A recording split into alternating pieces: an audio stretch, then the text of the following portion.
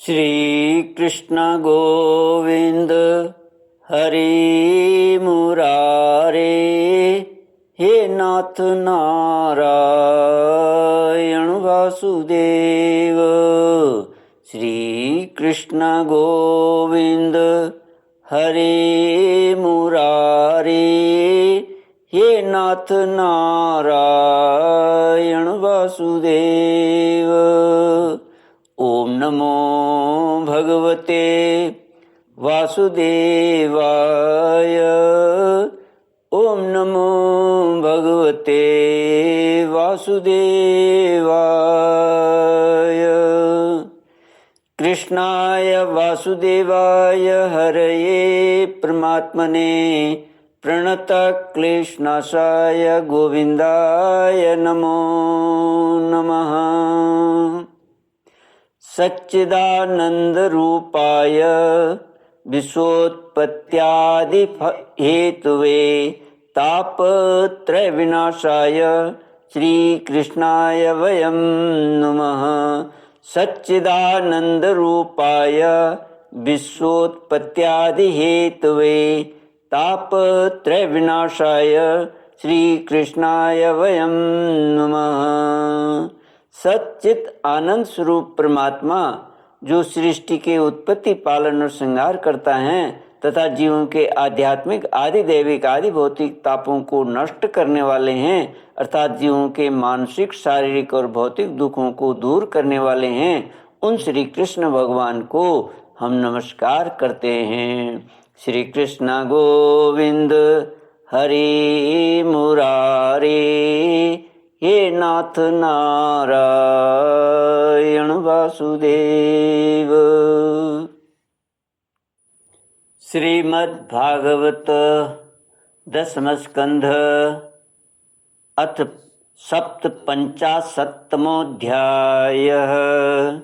श्रीशुक उवाच विज्ञातार्थोऽपि गोविन्दो दग्धानाकर्ण्य पाण्डवान् कुन्तीं च तुल्यकर्णे सह रामो ययो कुरून्। भीष्मं कृपं सविदुरं गान्धारीं द्रोणमेव च तुल्यदुःखौ च संगम्य हा कष्टमिति होचतुः। स्यमंतक हरण, शतधन्वा का उद्धार और अक्रूर जी को फिर से द्वारका बुलाना।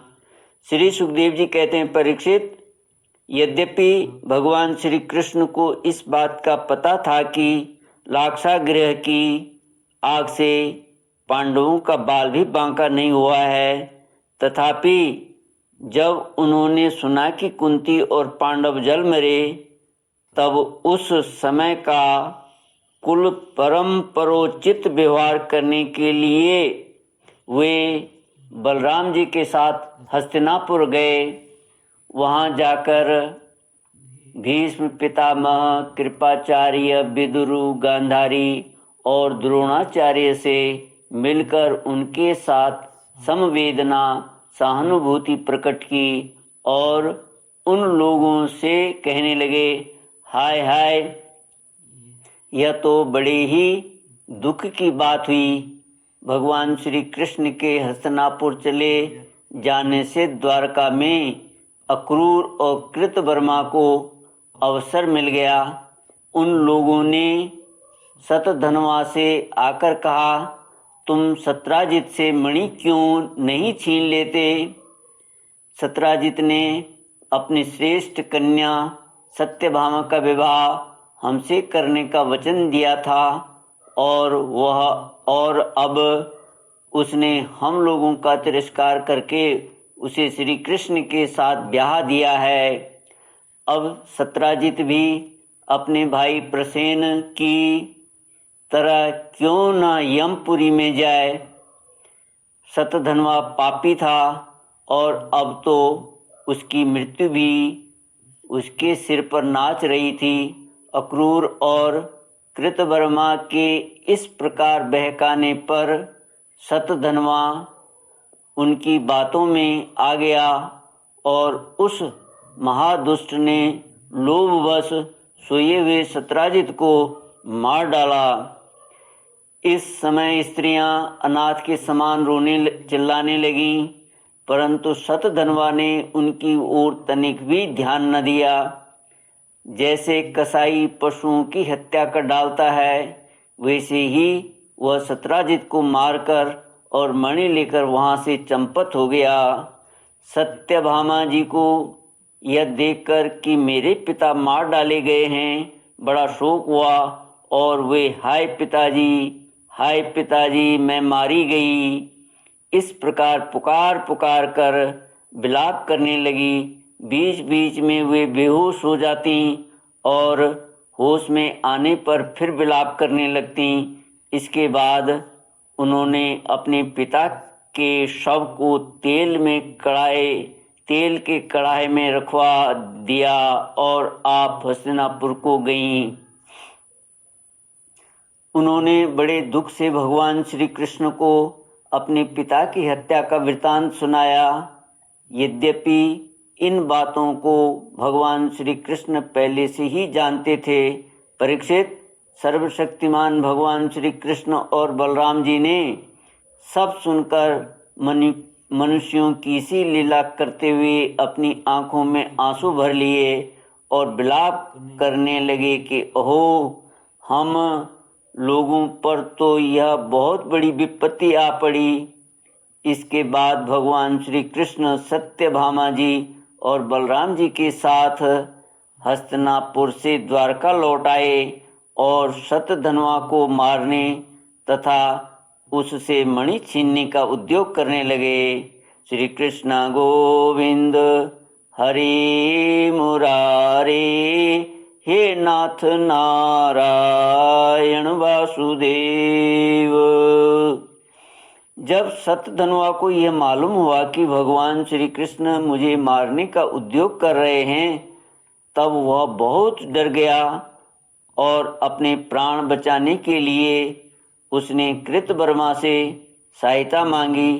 तब कृतवर्मा ने कहा, भगवान श्री कृष्ण और बलराम जी सर्वशक्तिमान ईश्वर हैं, मैं उनका सामना नहीं कर सकता। भला ऐसा कौन है जो उनके साथ बैर बांधकर इस लोक और परलोक में सकुशल रह सके। तुम जानते हो कि कंस उन्हीं से द्वेष करने के कारण राज्य लक्ष्मी को खो बैठा और अपने अनुयायियों के साथ मारा गया। जरासंध जैसे सूरवीर को भी उनके सामने 17 बार मैदान में हार कर बिना रथ के ही अपनी राजधानी में लौट जाना पड़ा था। जब कृतवर्मा ने उसे इस प्रकार टकासा जवाब दे दिया, तब शतधनवा ने सहायता के लिए अक्रूर जी से प्रार्थना की। उन्होंने कहा, भाई ऐसा कौन है जो सर्वशक्तिमान भगवान का बल पौरुष जानकर भी उनसे बैर विरोध ठाने, जो भगवान खेल खेल में ही इस विश्व की रचना, रक्षा और संहार करते हैं तथा जो कब क्या करना चाहते हैं इस बात को माया से मोहित ब्रह्मा आदि विश्व विधाता भी नहीं समझ पाते, जिन्होंने 7 वर्ष की अवस्था में जब वे निरे बालक थे, एक हाथ से ही गिरिराज गोवर्धन को उखाड़ लिया और जैसे नन्हे नन्हे बच्चे बरसाती छत्ते को उखाड़कर हाथ में रख लेते हैं, वैसे ही खेल खेल में 7 दिनों तक उसे उठाए रखा। मैं तो उन भगवान श्री कृष्ण को नमस्कार करता हूँ। उनके कर्म अद्भुत हैं, वे अनंत अनादि एक रस और आत्मस्वरूप हैं। मैं उन्हें नमस्कार करता हूँ। जब इस प्रकार अक्रूर जी ने भी उसे कोरा जवाब दे दिया, तब शतधनवा ने स्यमंतक मणि उन्हीं के पास रख दी और आप 400 कोस लगातार चलने वाले घोड़े पर सवार होकर वहां से बड़ी फुर्ती से भागा। परीक्षित, भगवान श्री कृष्ण और बलराम दोनों भाई अपने उस रथ पर सवार हुए जिस पर गरुड़ चिन्ह से चिन्हित ध्वजा फहरा रही थी और बड़े वेग वाले घोड़े जुते हुए थे। अब उन्होंने अपने ससुर सत्राजित को मारने वाले शतधन्वा का पीछा किया। मिथिलापुरी के निकट एक उपवन में शतधन्वा का घोड़ा गिर पड़ा। अब वह उसे छोड़कर पैदल ही भागा। वह अत्यंत भयभीत हो गया था। भगवान श्री कृष्ण भी क्रोध करके उसके पीछे दौड़े। शतधन्वा पैदल ही भाग रहा था, इसलिए भगवान ने भी पैदल ही दौड़कर अपने तीक्ष्ण धार वाले चक्र से उसका सिर उतार दिया और उसके वस्त्रों में स्यमंतक मणि को ढूंढा, परंतु जब मणि मिली नहीं तब भगवान श्री कृष्ण ने बड़े भाई बलराम जी के पास आकर कहा, हमने शतधन्वा को व्यर्थ ही मारा, क्योंकि उसके पास स्यमंतक मणि तो है ही नहीं। बलराम जी ने कहा, इसमें संदेह नहीं कि शतधन्वा ने स्यमंतक मणि को किसी न किसी के पास रख दिया है। अब तुम द्वारका जाओ और उसका पता लगाओ। मैं विदेह राज से मिलना चाहता हूँ, क्योंकि वे मेरे बहुत ही प्रिय मित्र हैं।